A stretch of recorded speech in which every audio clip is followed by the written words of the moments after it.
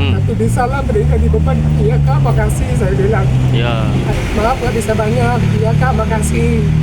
Nah, itu Harus potong gaji karena paket hilang dicuri, kurir di Palembang menangis haru usai terima banyak bantuan. Agung Hidayat 33 tak kuasa menahan tangis hingga berderai air mata ketika menerima sejumlah donasi dari orang yang merasa bersimpati dengannya usai kehilangan sepeda motor bersama paket yang ia bawa.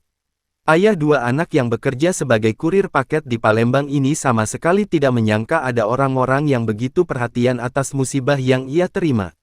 Sebelumnya Agung harus mengganti rugi paket yang turut hilang dengan cara dicicil potong gaji.